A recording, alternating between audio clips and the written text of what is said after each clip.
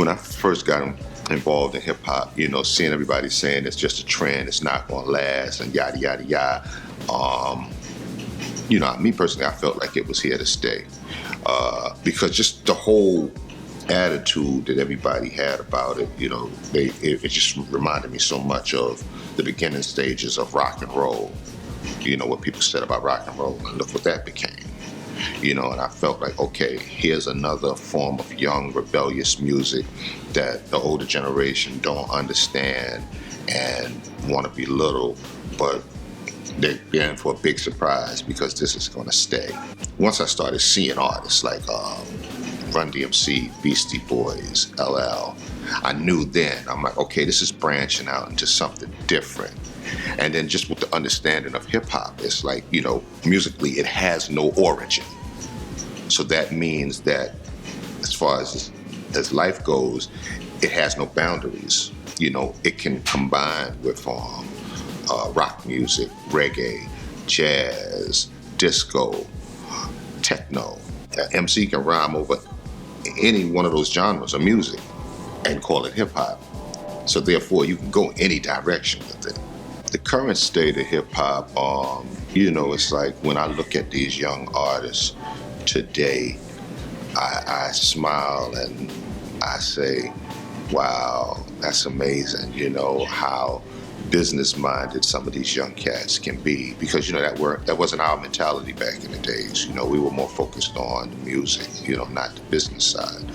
So when I see how business-minded some of these young cats can be, I'm really amazed and I'm proud of them, you know. But I guess on, you know, the musical standpoint, I can't necessarily say I'm real crazy about, you know, a lot of the music today. But, you know, I don't hate on it, you know. I'm not going to bash it or anything because, you know, music is supposed to change. You know, nothing ever stays the same. Music is supposed to change. And, I mean, if that's where a younger generation is, then, you know, so be it.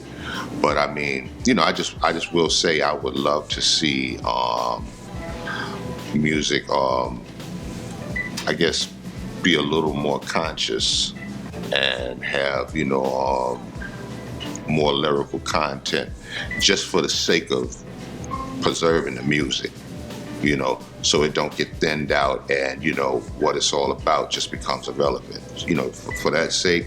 And then also with the artists, I would love, you know, just to see artists that's able to actually make a project that has maybe like about 5 or 6 bangers on it instead of just one hit. You know, so it has 5 or 6 bangers on it so that people want to download your entire project, not the one song they like. And they're looking forward to your sophomore project, followed by whatever.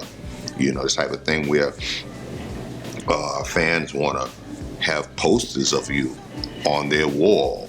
That's the type of thing I would like to see with, you know, these young artists, like them having that type of fan base, you know, because those are the keys, like, to the longevity. That's what make people want to, you know, 26 years from now come see you perform. I'm still thinking that's some sound guy or whatever, and he's going, and I go, huh? And he just stole on me. Pop and clocked me like right around here. Like he got me good. Even all of the music, I don't like the music. We need that music. You know what I mean? So those kids can eat too. Those kids can take care of their family. Everybody deserves a shot. Another note, like, you need the whack shit so you know it's dope. A lot of kids say their role models wasn't the political leaders of the hood. They was the drug dealers and everything. Creativity is going to change the planet for us. And artists are the ones that's going to lead that.